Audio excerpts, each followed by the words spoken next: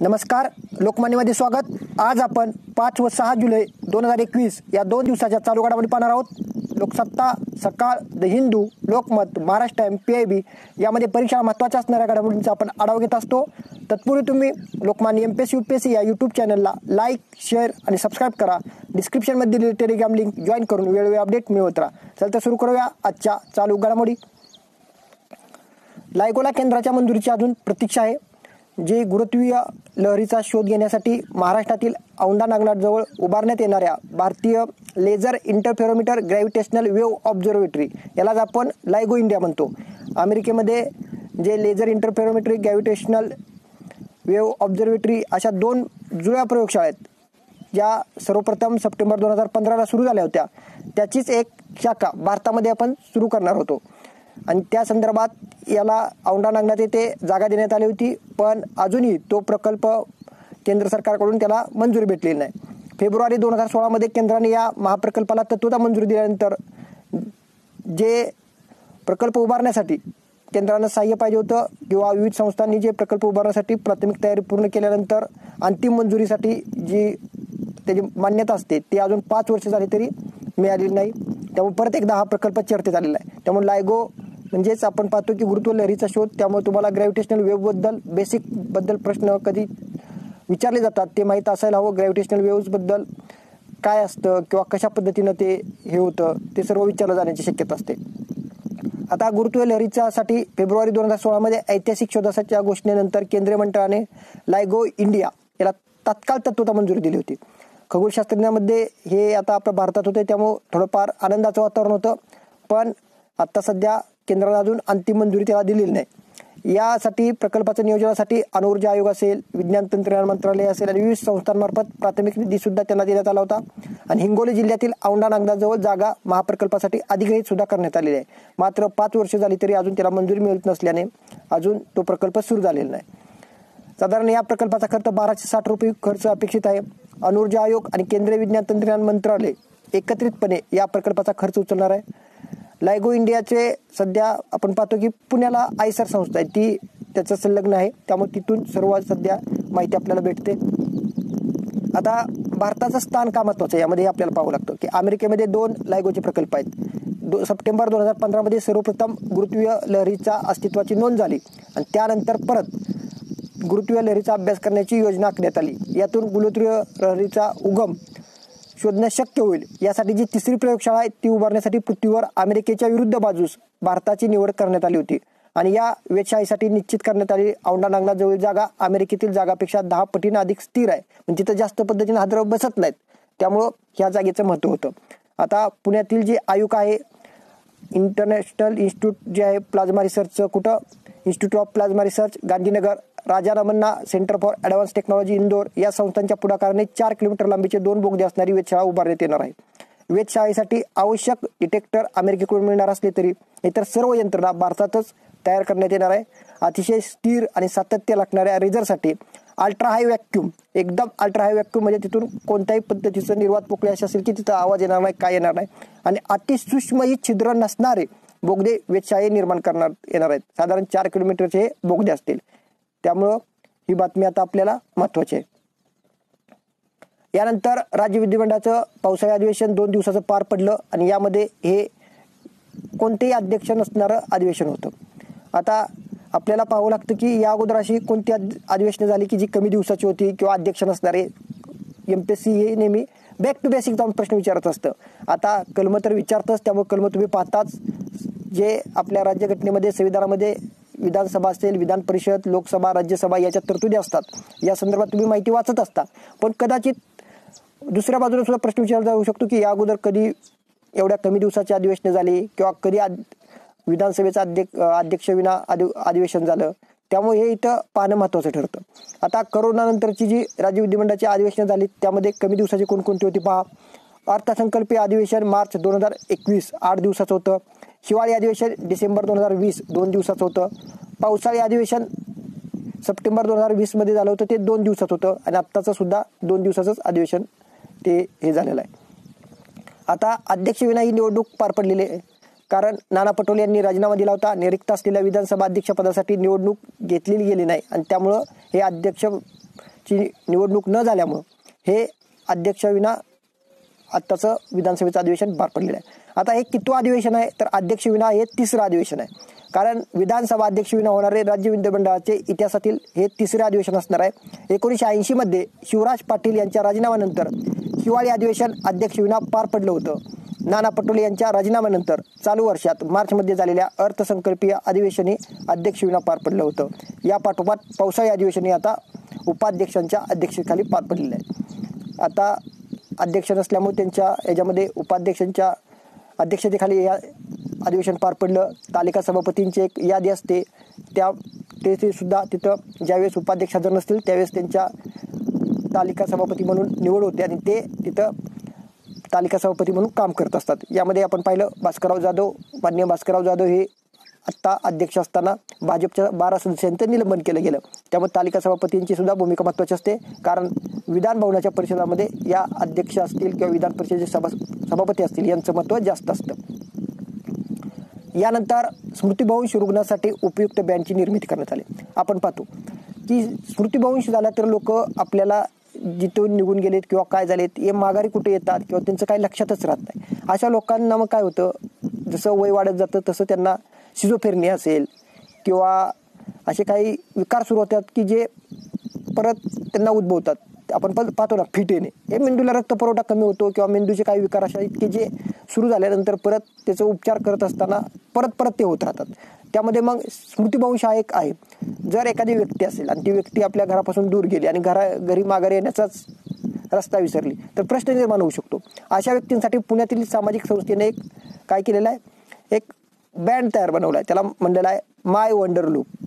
हा बँड पिवळ्या रंगाचा असेल. यामध्ये काय असेल, जे बेपत्ता स्मृतिभ्रंश असणारे रुग्ण असतील किंवा व्यक्ती असतील, घरातून बाहेर पडले आणि ते स्वतः माघारी येण्याचा रस्ता विसरले किंवा संपूर्ण विसरले तर अशा रुग्णांसाठी ह्या बँडवर जो काय असेल QR कोड असेल, हा QR कोड स्कॅन केला तर आपल्याला सर्व माहिती त्याच्याबद्दल भेटू शकते.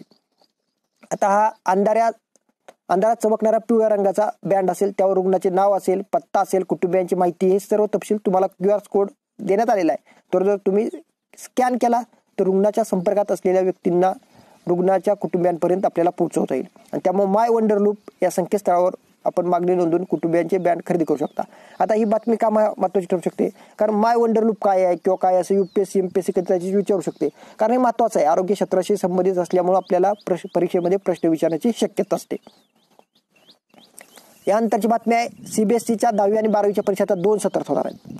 कारण कोरोनाच्या विषाणू साथीमुळे निर्माण झालेल्या अस्थिर परिस्थितीचा विचार करून केंद्रीय माध्यमिक शिक्षक मंडळ आहे, ज्याला आपण CBSE म्हणतो, central board of secondary education, ज्यांनी शैक्षणिक वर्ष 2 सत्रात आता विभागलं. जसं आपण पाहतो 9वी पर्यंत आपल्याला प्रथम सत्र आणि द्वितीय सत्र अशा एक्झाम होतात ना, त्याच आता त्या पद्धतीनं 10वी आणि 12वीसाठी CBSE घेणार आहे. कारण काय होतंय, सध्या आपण पाहतो जे कोरोना आलेला आहे आणि कोरोनामध्ये आपण 12वी आणि 10वीसाठी एकच परीक्षा घेतोय, मार्च किंवा एप्रिलमध्ये किंवा मेच्या अगोदर घेतोय आणि लवकर रिझल्ट लावतोय. पण त्याचा परिणाम असा होतोय की आता त्यांचं मूल्यांकन करायचे यासाठी माहितीच अवेलेबल नसते आणि या संदर्भात हे करण्यासाठी आपण हे केलेलं आहे. आता शैक्षणिक वर्ष 2 सत्रात विभागलं म्हणजेच साधारण आपण पाहणार आहे की पहिली नोव्हेंबर-डिसेंबरला एक्झाम होईल, त्यानंतर मार्च-एप्रिलमध्ये दुसरी होईल. त्यामध्येच आता 2 वेळा एक्झाम झाल्यामुळे मूल्यांकन करणं हे सलग पद्धतीने होईल आणि त्यामुळं निकाल घोषित करणं सुद्धा आपल्याला महत्त्वाचं होईल. सलग 2 शैक्षणिक वर्ष निर्माण झालेल्या परिस्थितीतून हा धडा घेऊन चालू शैक्षणिक वर्षाचे 2021-22 या वर्षीचं आता नियोजन करण्यात आलेलं आहे. वर्षभरात चाचण्या असतील, प्रकल्प असतील, याचे मूल्यांकन अधिक काटेकोर आणि विश्वासार्ह व्हावे यासाठी शैक्षणिक वर्ष 2 वर्षात विभागण्यात आलेलं आहे. आणि यामुळे 10वी-12वीच्या विद्यार्थ्यांना एकच वार्षिक जी परीक्षा देण्याचं हे होतं ते आता 2 सत्रात द्यावे लागतील आणि वर्षभराचा अभ्यासक्रमही 2 सत्रात विभागता येणार आहे आणि मंडळाशी संलग्न असणाऱ्या पर्यायी शिक्षण वेळापत्रकही त्यामुळे देण्यात येईल. त्यामुळे 10वी आणि 12वीच्या परीक्षा आता 2 सत्रात होतील. यानंतर पर्यावरणाची बातमी आहे, नवेगाव नागझिऱ्यात काळा बिबट्या आढळलेला आहे. पर्यटन बंद असल्यामुळे वन्यजीव प्रेमींना आता हिरमोड झालेला आहे. जर पर्यटन सुरू असतं तर हा काळा बिबट्या त्यांना तिथं बघायला सापडला असता आणि त्यामुळे नवेगाव नागझिरामध्ये जे असे काळे बिबटे आहेत, साधारण बिबट्या हा काळ्या ठिपक्यांचा पिवळ्या रंगाचा असतो पण एकदमच काळा बिबट्या, ते कशामुळे घडलं तर ही काळा बिबट्या असा असण्याचं कारण आपल्या शरीरामध्ये जे मेलॅनिन रंगद्रव्य असतं त्याचे जर अधिक प्रमाण असेल तर तो काळा दिसतो आणि त्यामुळे जर हा काळा बिबट्या जर आपण पाहतो की वन्य पर्यटनाला गेलेल्या लोकांना जर पाहिला असता तर त्या निमित्तानं त्यांना आनंद होतो आणि वन्य पर्यटनाच्या मार्फत आपल्याला राज्य शासनाचे जे काही पर्यटन प्रकल्प आहेत यांना निधी पण भेटत असतो, कारण आपण तिथं तिकीट असतं हे असतं. त्यामुळं आर्थिक बाबीतून पर्यटन जर आपण पाहिलं, पर्यटन हा चांगला आर्थिक व्यवसाय आहे आणि त्या निमित्तानं वन्य पर्यटन सुद्धा चांगलं आहे. ताडोबा असेल, नवेगाव नागझिरा असेल किंवा मोठमोठे आपण पाहतो की तिथं लोक खास पर्यटनासाठी 10-10 दिवस येतात आणि याचा फायदा आपल्याला तिथील आपण जर आर्थिक स्रोत वाढवण्यासाठी करू शकतो. त्यामुळे नवेगाव नागझिऱ्यात काळा बिबट्या आढळल्यानंतर आता त्याचं 2019 मध्ये कुठं आढळला होता, 2020 मध्ये कुठं आढळला होता हे आता आपल्याला पाहावं लागतं. आता 2019 मध्ये ताडोबा अंधार येथे आढळला होता, 2020 मध्ये पेंच व्याघ्र प्रकल्प आणि सिंधुदुर्गातील आंबोली घाटात काळा बिबट्या आढळला होता. त्याच पद्धतीने आता नवेगाव नागझिऱ्यामध्ये आढळला आहे. आता हे मॅलिन रंगद्रव्य ते जास्त झालं तर असं ब्लॅक बनतो आणि त्यामुळे ब्लॅक पॅन्थर आपण म्हणतो ना, तसं हा ब्लॅक पॅन्थर बनलेला आहे. त्यामुळं नवेगाव नागझिरा कुठं आहे, ताडोबा कुठं आहे हे सर्व आता लक्षात असलं पाहिजे. यामध्ये जे नाव आहेत ते महत्त्वाचे आहेत. पेंच कुठं आहे, कारण हे महाराष्ट्रामध्ये किती व्याघ्र प्रकल्प आहेत आणि देशामध्ये किती आहेत हे तुम्हाला माहीत असेल तर प्रश्न सोडवणं सोपं जातं. आणि यामध्ये मॅपिंग करा, नकाशावर पहा कुठं आहेत आणि यूट्यूबला किंवा तुम्ही जर मॅपिंग सर्च केलं विकिपीडियाला तर तुम्हाला सर्व व्याघ्र प्रकल्प कुठं आहेत, काय आहेत हे सर्व माहिती भेटू शकते. आता ब्रिटन लवकरच टाळेबंदी मुक्त होणार आहे. लॉकडाऊन सगळ्या जगामध्ये लॉकडाऊन होतोय, त्या लॉकडाऊनमुळं आता काही देशांच्या लसीकरण पूर्णत्वास आल्यामुळं आता तिथे लॉकडाऊन उठवण्यात येतोय. त्यामुळे ब्रिटनही लवकर टाळेबंदी मुक्त होणार आहे. ब्रिटनमधील कोरोना टाळेबंदीचा येत्या 15 जुलैपर्यंत टप्प्याटप्प्यानं मागे घेण्यात येईल असं पंतप्रधान बोरिस जॉन्सन यांनी जाहीर केले आणि हे निर्बंध घेण्यासाठी आता त्यांनी वेळापत्रक ठरवले. ब्रिटनचे आरोग्यमंत्री साजिद जाविद यांनी संसदेत सांगितले की 19 जुलैपासून टाळेबंदी पूर्णपणे मागे घेण्यात येईल. त्याबाबत ठोस माहिती सोमवारी म्हणजेच 12 जुलैला सविस्तर आढावा घेऊन ते सांगणार आहेत. टाळेबंदीचा हा शेवटचा टप्पा वेगळा राहील, त्यानंतर बहुधा टाळेबंदी करण्यात येणार नाही असं राष्ट्रीय आरोग्य व्यवस्थानं सांगितलंय. कारण वेगानं लसीकरण करून मोठ्या प्रमाणात प्रगती झाल्यामुळं आता 4 टप्प्यात लोकांचं स्वातंत्र्य त्यांना बहाल करण्यासाठी त्यांनी हे आता टाळेबंदी मुक्तीची घोषणा केलेली आहे. आता संपूर्ण देश जर टाळेबंदी मुक्त झाला तर तिथं असणारी अर्थव्यवस्था असेल, पर्यटन असेल, व्यवसाय असतील, उद्योग असतील, नोकरी असेल हे सर्व सुरू होण्यास सुरुवात होते. त्यामुळं संपूर्ण टाळेबंदी केल्यानंतर परत लॉकडाऊन करणं शक्य नसतं. त्यामुळं असं काही देश आता टाळेबंदी मुक्त होत आहेत. त्यामुळे भारतही लसीकरण वेगाने केलं तर टाळेबंदी मुक्त होण्यास चांगली पद्धत होऊ शकते. यानंतर भारतात सध्या जे कोविन ॲप आहे आपण कशासाठी वापरतो, लसीकरणासाठी. आता ते सर्व देशांना देण्याचं मोदींनी हे केलेलं आहे. सोमवारी सांगितलं की कोरोना लसीकरणासाठी जी भारताचं तंत्रज्ञान व्यासपीठ असलेलं कोविन हे जे ॲप आहे ते सर्व देशांना उपलब्ध करून दिले जाणार आहे. यासाठी पंतप्रधान नरेंद्र मोदी यांनी सोमवारी जाहीर केलेला आहे. कोरोनाचा मुकाबला करण्यासाठी आपले कौशल्य आणि स्रोत जागतिक समुदायाला उपलब्ध करून देण्यास भारत बांधील राहील असं त्यांनी सांगितले. कोविन जागतिक बैठकीला व्हिडिओ कॉन्फरन्सद्वारे संबोधित करताना त्यांनी भारत सुरुवातीपासून आपले अनुभव, कौशल्य आणि स्रोत जागतिक समुदायाला उपलब्ध करून देण्यास बांधील राहील असे सांगितले. त्या संदर्भात आता कोविन ॲप संपूर्ण जगाला देण्यास त्यांनी आता हे सांगितले की आता आपण बांधील आहोत. यानंतर व्यक्तिविशेषमध्ये शिरीष बांदला यांच्याबद्दल पाहणार आहोत. आंध्र प्रदेशात गुंटूर येथे जन्मलेली शिरीष बांदला आता अवकाश वीरांगना ठरणार आहेत, कारण ते आता स्पेसमध्ये जाणार आहेत. कोलंबिया यानातून अवकाशात अनेकदा प्रवास करणाऱ्या कल्पना चावलाप्रमाणे असंख्य आशियाई तरुण मुलींना जे अवकाशात सफर करण्याचे स्वप्न असतं ते आता पूर्ण होण्यास हे होणार आहे. रिचर्ड ब्रॅन्सन यांनी जे उद्योजक आहेत, अवकाश उद्योजक, त्यांनी व्हर्जिन गॅलेक्टिक या अवकाश यानातून 11 जुलैला अवकाशात झेप घेणार आहेत. एकूण 6 जण या मोहिमेत समाविष्ट आहेत. यात काही प्रयोगही केले जाणार आहेत. यामध्ये भारताची आपण पाहतो कोण आहे, शिरीष बांदला. भारतीय अवकाश संस्थेनं म्हणजेच इस्रोनं 2022-23 मध्ये भारतीय महिलेला अवकाशात पाठवण्यात येणार आहे. याआधी राकेश शर्मा गेले होते रशियन भारतीय मोहीम, सुनीता विल्यम गेल्या होत्या नासाची मोहीम आणि यानंतर आता हे कोण आहेत, शिरीषा बांदला. शिरीषा या जॉर्ज वॉशिंग्टन विद्यापीठातून 2015च्या तुकडीच्या MBA झालेल्या आहेत. पर्डू विद्यापीठात एरोस्पेस इंजिनिअरिंगचं त्यांनी प्रशिक्षण घेतलेलं आहे आणि व्हर्जिन गॅलेक्टिक या ब्रिटिश अमेरिकन अवकाशयान कंपनीच्या सरकारी कामकाजात ते जो विभाग आहे त्याच्या त्या उपाध्यक्ष आहेत. अवघ्या 34व्या वर्षी ते आता अवकाशात जाणार आहेत. 4थ्या वर्षीच अमेरिकेला त्या गेल्या होत्या. टेक्सासमध्ये त्यांचं शिक्षण झालेलं आहे. व्हर्जिन गॅलेक्टिकची जी मोहीम आहे त्यामध्ये अवकाश पर्यटनाचा प्रमुख उद्देश पार पाडण्यासाठी असले तरी काही प्रयोग त्यामध्ये केले जाणार आहेत. त्यामध्ये शिरीष बांदला यांचाही समावेश आहे. आता यामध्ये आपण पाहिलं पाहिजे की अगोदर कोण कोण जाऊन आले भारताचं, राकेश शर्मा, सुनीता विल्यम, आता शिरीष बांदला. यानंतर मेरी कोम आणि मनप्रीत सिंह हे टोकियो ऑलिम्पिक क्रीडा स्पर्धेचे भारताचे ध्वजवाहक असणार आहेत. महान बॉक्सर MC मेरी कोम आणि पुरुष हॉकी संघाचा कर्णधार मनप्रीत सिंग हे टोकियो ऑलिम्पिकच्या उद्घाटन सोहळ्याचे भारताचे ध्वजवाहक असतील. 8 ऑगस्ट रोजी हा जो सोहळा असेल त्यामध्ये समारोप जो सोहळा असेल त्यामध्ये बजरंग पुनिया हा ध्वजवाहकाची जबाबदारी पार पाडेल आणि त्याच्या अगोदर जे असेल सोहळा त्यामध्ये कोण असेल मेरी कोम आणि मनप्रीत सिंह. भारतीय ऑलिम्पिक असोसिएशननं टोकियो स्पर्धा संयोजन समितीची चर्चा करून ध्वजवाहकांची निवड केलेली आहे. यामध्ये सर्वात महत्त्वाचा संदेश दिलेला आहे तो लैंगिक समानतेचा दिलेला आहे. लैंगिक समानतेला त्यांनी महत्त्व देऊन भारताचा पुरुष आणि महिलांमधून प्रत्येकी एक असे 2 ध्वजवाहक असतील. ही अखेरची स्पर्धा आपण पाहतो की मेरी कोम खेळणार आहे, त्यामुळं तिचा तो आनंद तिनं व्यक्त केलेला आहे आणि त्याच पद्धतीनं मनप्रीत सिंग सुद्धा आता ध्वजवाहक असणार आहे. यानंतर प्राध्यापक सुभाष सोमन यांचं निधन झालेलं आहे.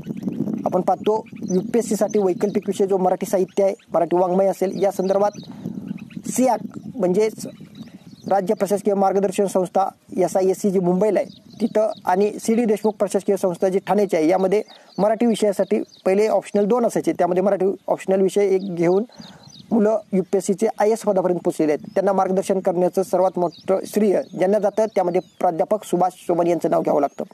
कारण त्यांनी मराठी ऑप्शनल विषय ह्या 2 संस्थेमध्ये शिकवला आणि त्यामध्ये शिकून काय झाले, मुलं IAS IPS UPSC civil service सेवा जी आपण पाहतो नागरी सेवा परीक्षा पास झालेली आहे. त्यामुळे प्राध्यापक सुभाष सोमन यांचं नाव महत्त्वाचं आहे आणि त्यांचं आता निधन झालेलं आहे. कीर्ती कॉलेजमध्ये प्रदीर्घ काळ अध्यापन केलेले मराठी विभागाचे माजी विभाग प्रमुख आणि विद्यार्थीप्रिय प्राध्यापक सुभाष सोमन यांचं सोमवारी प्रदीर्घ आजारानं निधन झालं. ते 83 वर्षांचे होते.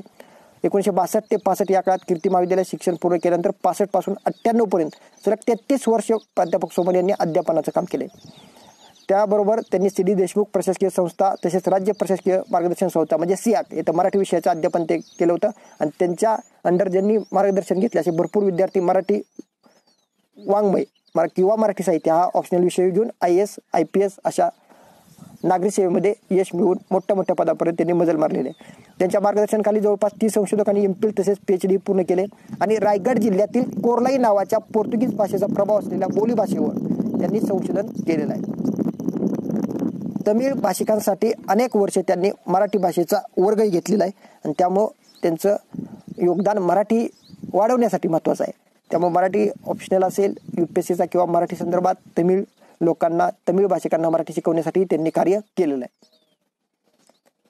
त्यानंतर केंद्रीय राज्यमंत्री संजय धोत्रे उद्याच्या ब्रिक्स सदस्य देशांच्या शिक्षण मंत्र्यांच्या बैठकीचे अध्यक्षस्थान भूषवणार आहे. भारत यजमान असलेल्या 13व्या ब्रिक्स शिखर परिषदेचा भाग म्हणून ही बैठक होते जे शिक्षणासंबंधी आहे, ज्यामध्ये IGB आणि ब्रिक्स नेटवर्क विद्यापीठे आणि वरिष्ठ शैक्षणिक अधिकारी यांची गेल्या आठवड्यात जी बैठक झाली होती त्या संदर्भात सुद्धा हे निर्णय झाले होते आणि त्यामध्ये ब्रिक्स नेटवर्क विद्यापीठाच्या आंतरराष्ट्रीय प्रशासकीय मंडळाच्या बैठकीत ब्रिक्स सदस्य देशांनी शैक्षणिक व संशोधनातील सहकार्याला प्रोत्साहन देण्याच्या दृष्टीनं जे व्यवस्थाचा विकास असेल आणि व्हर्च्युअल मोड जे एज्युकेशन असेल या संदर्भात ज्या आवश्यकता आहेत त्यामध्ये भर दिला गेला होता आणि त्या संदर्भात आता जी बैठक होईल त्याचे अध्यक्षस्थान कोण भूषवणार आहे, केंद्रीय राज्यमंत्री संजय धोत्रे. त्यामुळे ब्रिक्स जे 8 देश आहेत त्यांची माहिती कधी स्थापना झाली, त्याचं मुख्यालय कुठं आहे हे सर्व माहिती तुम्हाला आहेच, आणखी पाहून ठेवा जेणेकरून तुम्हाला परीक्षेमध्ये प्रश्न आला तर सोडवण्यास हे होते. पण लक्षात असू द्या जी ब्रिक्सची शिक्षण मंत्र्यांची बैठक आहे त्याचं अध्यक्षस्थान केंद्रीय राज्यमंत्री संजय धोत्रे भूषवणार आहेत. त्यानंतर केंद्रीय शिक्षण मंत्री निपुण भारत या योजनेचा शुभारंभ करणार आहेत. आता आपल्याला निपुण भारत कशा संदर्भात आहे हे पाहावं लागतं. National initiative for proficiency in reading with understanding and numeracy यालाच आपण निपुण भारत म्हणतो. हे कशाचं आहे तर national mission on foundational literacy and numeracy याचं हे भाग आहे. पायाभूत साक्षरता आणि अंक साक्षरतेचे सार्वभौम अधिग्रहण सुनिश्चित करण्यासाठी सक्षम वातावरण निर्माण करणे हे निपुण भारत मिशनचं लक्ष्य आहे, जेणेकरून प्रत्येक मुलाला 2026-27 पर्यंत त्याच्या 3ऱ्या इयत्तेपर्यंत वाचन लेखन आणि अंकलेखन 3ऱ्या वर्षापर्यंत म्हणजे 3री पर्यंत त्याला काय होईल, वाचन आलं पाहिजे, लेखन आलं पाहिजे, अंकलेखन असलेल्या या आवश्यक विषयात शैक्षणिक क्षमता प्राप्त करण्यासाठी हे निपुण भारत महत्त्वाचं आहे. आता निपुण भारत शालेय शिक्षण आणि साक्षरता विभाग हे राबवणार असून समग्र शिक्षा अभियान जे आहे त्या केंद्र सरकारच्या पुरस्कार योजनेअंतर्गत सर्व राज्ये आणि केंद्रशासित प्रदेशात राष्ट्रीय, राज्य, जिल्हा, गट, शाळा स्तरावर या योजनेची 5 स्तरीय अंमलबजावणी करणारी यंत्रणा उभारण्यात आली आणि त्यानिमित्त यंत्रणा जी सुरू करणार आहे आपण त्यानिमित्तानं निपुण भारत या योजनेचा शुभारंभ झालेला आहे, जेणेकरून तिसरीपर्यंत लेखन असेल, वाचन असेल आणि अंकलेखन असेल या विषयात शैक्षणिक क्षमता प्राप्त करणे हे त्याचं उद्दिष्ट आहे. अशा पद्धतीने निपुण भारत योजना लक्षात असू द्या. UPSC MPSC तुम्हाला प्रश्न विचारू शकते. निपुणचा लॉकफॉर्म काय? National initiative for proficiency in reading with understanding and numeracy, निपुण भारत. थँक्यू. अशा पद्धतीने आपण 2 दिवसाच्या चालू घडामोडी पाहिल्या. तुम्ही लोकमान्य MPSC UPSC या युट्यूब चॅनलशी जोडलेले राहा. लाईक, शेअर आणि सबस्क्राईब करा. डिस्क्रिप्शनमध्ये दिलेली टेलिग्राम लिंक जॉईन करून वेळोवेळी अपडेट मिळवत राहा. Thank you very much.